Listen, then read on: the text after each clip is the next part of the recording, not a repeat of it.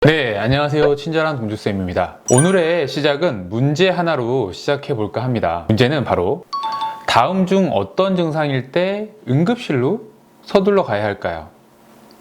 첫 번째, 일주일 동안 화장실을 너무 못 갔어요.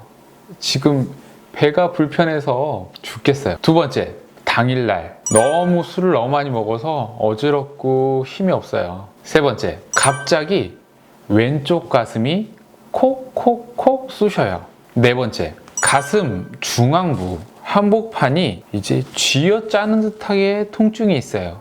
어떤 게 정답일까요? 제일 급한 게 1번인가요? 화장실 못 가는 게?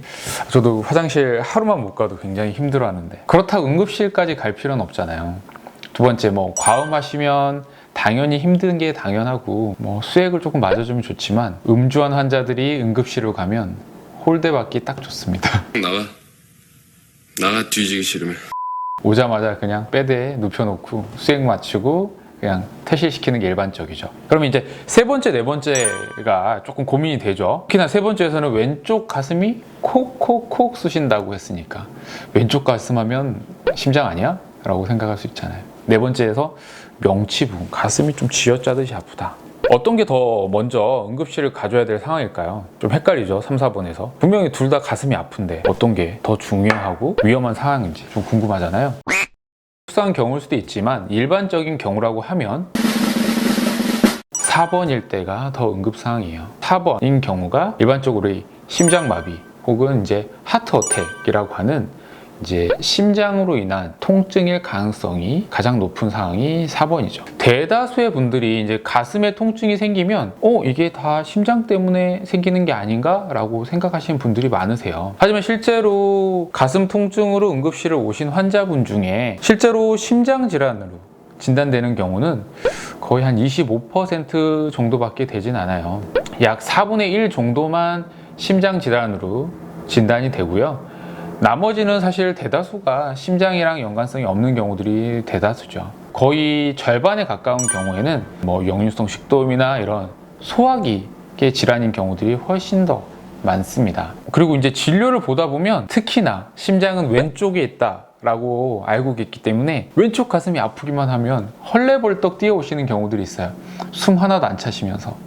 이런 경우는 분명히 뛰어오고 계단을 올라오고 하는데도 정말 힘들어하지 않고 단순히 가슴 통증만 콕콕 쑤시다 혹은 날카로운 걸로 긁는 것 같다, 이 정도의 통증으로 오시는 경우들이 많아요. 그러면서 이제 걱정하시죠. 제가 술 담배를 좀 많이 해서요, 담배를 태워서 걱정이 많이 돼요. 제가 살이 많이 쪄서요, 당뇨가 있어요, 이렇게 이제 말씀들을 하시는데, 가슴 통증이라고 하면 일단은 모든 게 심장과 연관된 건 아니에요. 심장이랑 연관된 가슴 통증은 특징이 있어요. 일단 위치가 주로 가슴 한복판 혹은 명치 주위에 불편감이 시작되는 경우들이 많아요. 그 부분에 콕콕 찌르는 듯한 통증보다는 짓누르는, 압박하는 느낌, 혹은 우리 빨래를 쥐어짜잖아요. 그런 쥐어짜는 듯한 통증, 혹은 쪼여든다, 혹은 이제 타는 듯한 느낌, 이런 것들이 발생하면서 왼쪽 가슴 안쪽으로 이렇게 퍼지는 듯한 통증이 생기거나 목이나 턱, 혀, 이빨, 이제 혹은 손가락, 엄지손가락이나 팔, 상복부, 혹은 특히나 이제 왼팔로 이렇게 통증들이 전달되는 경우들이 발생하게 돼요. 이런 경우에는 심장과 연관된 질환이 있을 가능성이 있다라고 생각을 하시면 되고요. 이런 이제 증상들이 생기는 이유가, 심장은 하루에 수십만 번 우리가 펌프질을 해주잖아요. 펌프질을 해줘서 우리 몸에 혈류를 보내주게 되는데, 심장 근육에도 산소와 영양분을 공급해줘야 되는데 그 역할을 하는 것이 심장 주변을 밖에 둘러싸고 있는 관상동맥들이에요. 그런데 그 관상동맥들에 동맥경화가 생겼든 다른 원인으로 인해서 혈류량이 제대로 못 가는 경우들이 생기게 되죠. 그런 상태를 이제 허혈 상태라고 하는데요. 그런 허혈 상태가 됐을 때 이런 증상들이 나타나는 거예요. 이런 증상들이 나타나기 전에 일반적으로는 이제 심장의 혈류량에 변화가 생기는 상태가 있게 되죠. 주로 빨리 걷거나 혹은 계단을 오르는 등 이런 활동이 많아지거나 혹은 너무 추운 환경, 너무 뜨거운 환경에 노출되거나 심리적인 불안, 스트레스, 흥분, 노여움 혹은 이제 렘 수면 같은 상황에서도 생길 수가 있고요. 또 과식을 하게 되는 경우에 혹은 단순히 식사를 하더라도 이런 이제 협심증 같은 심장성 통증이 발생할 수가 있어요. 보통의 혈관이 많이 좁아지지 않는 이제 우리가 안정형 협심증이라고 하거든요. 이런 경우에는 일시적으로 혈류량이 좀 줄어드는 상황에서 이런 증상들이 발생하기 때문에 활동이 있는 상황에서 증상이 발생해요. 그렇기 때문에 휴식을 취하면 일반적으로는 괜찮아져요. 그래서 10분 이내로 통증이 있는 경우들이 흔하고요. 그리고 쉬면 괜찮고 혈관을 확장해주는 니트로글리세린이라는 알약을 혀 밑에 넣어서 녹여주면 다시 증상이 괜찮아지죠. 그런데 약간 찌릿한 통증 혹은 콕콕 쑤시는 통증이 사실 제일 흔하긴 한데 이런 통증들이 그냥 수초간 지속되거나 혹은 몇 시간 지속되거나 며칠 지속되거나 이런 경우에는 직접적으로 심장의 원인이 아닐 수도 있어요. 그리고 저희가 위치가 중요하다고 했잖아요. 위치가 가슴 가운데가 약간 쪼인단 통증이 있으면서 사실 국소적으로 팔이나 상복부나 혹은 왼쪽 심장 안쪽이나 뭐 턱이나 이런 쪽에 통증이 있다고 하면 심장이랑 연관된 통증일 가능성도 크지만 단순히 왼쪽 가슴이 국소적으로 아프거나 그냥 팔, 어깨가 아프거나 턱이나 뭐 상복부가 아프거나 이런 경우에는 심장이랑 연관성은 사실 조금 가능성은 좀 떨어진다. 사실 활동이랑 관계없이 운동을 하거나 가만히 있어도 통증이 지속되는 경우에는 사실 심장성 통증은 아닐 가능성이 커요. 거기다가 저희가 이제 혈관 확장제인 니트로글리세린을 넣게 되잖아요. 그 약을 써도 증상의 개선이 없다. 이런 경우에는 심장이랑 연관성은 떨어지게 되죠. 그런데 우리가 주로 하트 어택은 심근경색을 말하는 거잖아요. 그 심근경색이 일어났을 때는 심장혈관이 그 관상동맥이 완전히 막히거나 부분이 완전히 막힌 거예요. 그래서 혈류량이 완전히 줄어들면서 심장 근육에 손상을 유발시키는 거거든요. 이런 경우에는 정말 증상이 더 심하게 와요. 그래서 통증 시간이 20-30분 이상 길어지게 되고 특히나 휴식을 취해도 혈류량이 사실 회복되지 않기 때문에 혈관이 다시 확장되거나 이러지 않기 때문에 휴식을 취해도 통증이 지속되고 또 니트로글리세린을 넣어도 사실 통증이 회복되지 않아요. 이런 경우에는 위치가 굉장히 좀 중요해요. 가슴 한복판에서 시작해서 조인단 통증이 시작돼서 어깨, 팔, 목, 턱이나 상복부로 통증이 굉장히 심하게 오는 경우들 특히나 여기에 가슴 통증에 더불어서 호흡곤란 혹은 식은땀이 막 나고 구역, 구토 혹은 두근거림, 실신까지 호소하게 된다 그러면 이런 경우에는 심근경색일 가능성이 커요. 그렇기 때문에 빨리 응급실에 오셔야 됩니다. 특히나 이런 심근경색이나 이제 보통 이제 불안정 협심증이라고 하거든요. 이런 경우는 위험 요소를 가진 분들은 특히나 주의하셔야 돼요. 60세 이상의 이제 남성이거나 이제 고혈압, 당뇨, 고지혈증, 그리고 흡연, 관상동맥에 가족력이 있는 경우에는 굉장히 주의가 필요합니다. 그러면 하트 어택이랑 카디악 어레스트라는 말이 있는데 우리가 이제 CPR, 심폐소생술 할 때는 하트 어택을 얘기하는 게 아니라 카디악 어레스트를 말하는 거예요. 심장 정지, 심정지라는 것을 의미하게 되는 거고요. 그 원인 중에 하나가 하트 어택일 수 있어요. 이 하트 어택의 의미가 심장마비, 보통 관상동맥 질환으로 인한 심근경색, 이런 관상동맥 질환들을 보통 하트 어택이라고 하는데 그 하트 어택으로 인해서 이런 심정지가 발생할 수 있어요. 그런 차이가 있다는 거 집합하게 되면 더 큰 범위가 카디악 어레스트, 심정지인 거고요. 그 안에 하트 어택이 있어요. 그래서 하트 어택이 있다가 심정지가 발생할 수 있고 다른 원인으로도 심장은 멈출 수가 있어요. 부정맥으로도 멈출 수도 있고요. 뇌상에 의해서도 심장은 멈출 수 있어요. 그런 차이가 있다는 거 알고 계시면 될 것 같고요. 우리가 일반적으로 저희가 오늘 얘기할 심장마비, 하트 어택은 심장 근육으로 혈류를 보내서 산소와 영양분을 심장 근육으로 보내줘야 되는데 그것을 제대로 공급을 못했을 때 발생하는 관상동맥 질환을 주로 이제 하트 어택이라고 알고 계시면 될 것 같고요. 그러면 이런 우리가 심장마비, 이런 하트 어택이 생겼을 때 우리 몸은 미리 좀 경고를 좀 해주면 좋지 우리 몸은 왜 그런 경고를 해주지 않냐 라고 생각할 수 있어요.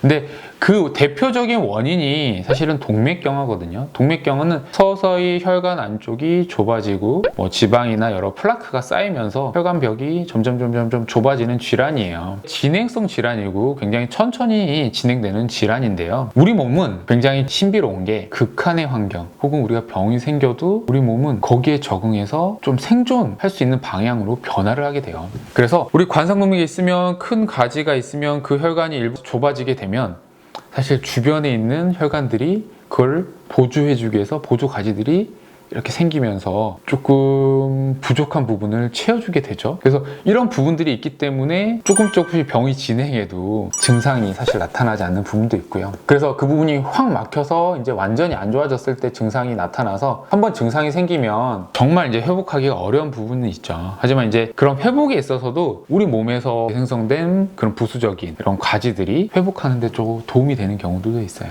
하지만 위험 요소가 있는 분들에 있어서는 관리를 하지 않고 초기 증상들을 놓치게 되면 풍선이 점점 늘어나다가 한순간에 터지면 빵 터지는 것처럼 우리 몸에 시한폭탄으로 작용할 수 있다는 게 가장 큰 문제죠. 그래서 이제 이런 심근경색이 발생했을 때 관성동맥이 막혀서 우리 심장 근육으로 제대로 된 혈액 공급을 하지 못했을 때 우리는 빨리 병원에 와야 돼요. 보통은 저희가 2시간 안에 재관리를 시켜줘야 된다. 그 말은 2시간 안에 우리가 시술을 통해서든 심장 좁아진 혈관을 다시 확장시켜서 혈류를 다시 공급해주는 게 심장 근육 손상을 최소화하고 회복을 도울 수 있기 때문에 2시간 안에는 해줘야 된다라고 보통은 말씀을 드려요. 보통 90분이 지나가면 그때부터 심장 근육이 손상이 되고 회복 불능 상태로 빠지는 경우들이 많아요. 6시간이 지나면 그 심장 근육은 회복 불능 상태가 되는 경우들이 많죠. 그렇기 때문에 심장 근육에 손상을 입고 관성동맥 질환이 있었을 경우에는 최대한 빨리 오는 게 답이고, 그렇기 위해서는 우리는 뭘 알아야 되죠?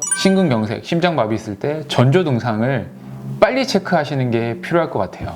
저희가 이제 대표적인 전조 증상을 얘기해드리면 초반에 얘기했던 그 가슴 통증이에요. 쪼인 듯한 통증, 쪼인 듯한, 쥐어짜는 듯한 이런 가슴 항복판에 있는 가슴 통증. 두 번째는 이제 위장관 질환처럼 약간 구역질이 나고 구토를 하고 실신을 하거나 어지럽고 이런 증상들이 생기는 경우, 또는 턱이나 목이나 등으로 이렇게 방사통이라고 해서 전파되는 듯한 통증이 생기는 경우 있어요. 그리고 또 하나 놓칠 수 있는 게 갑자기 숨이 차다. 이런 경우에는 이 심장마비의 전조 증상일 수 있어요. 만약에 이제 이런 심장마비의 전조 증상이 하나라도 느껴졌을 때 우리는 뭘 해야 될까요? 119에 즉시 전화한다. 제대로 된 응급처치가 가능하고 그런 시술을 할 수 있는 병원을 좀 확인해서 가기 때문에 119로 이용하는 게 제일 좋습니다. 그러면 119 부르면 굉장히 좀 오래 걸리는 거 아니야? 라고 생각할 수 있는데, 평균적으로 119에 신고하고 환자가 있는 곳으로 구급차가 도달하는 데 걸리는 시간이 9.63분이라고 해요. 5에서 9분 사이가 한 41% 정도 되고 5분 미만은 또 11%. 그렇기 때문에 대다수는 10분 미만에 도착한다고 합니다. 그래서 10분 정도는 환자를 조금 잘 진정시키고 응급처치를 하면서, 응급처치를 어찌를 할지 통화하면서 기다리는 상황이 더 안전하고, 이제 구급대원이 왔을 때 이제 안전하게 구급차로 이동하는 게 중간에 일어날 수 있는 응급 상황이나 이제 시술을 할 수 있는 병원으로 가는데 효율적으로 갈 수 있기 때문에 즉시 119에 전화하는 게 중요합니다. 그러면 내가 갑자기 심장마비에 대한 전조 증상이 생겼어요. 그럼 이런 게 있었을 때 그냥 조금 기다려보면 되지 않을까라고 생각할 수 있잖아요.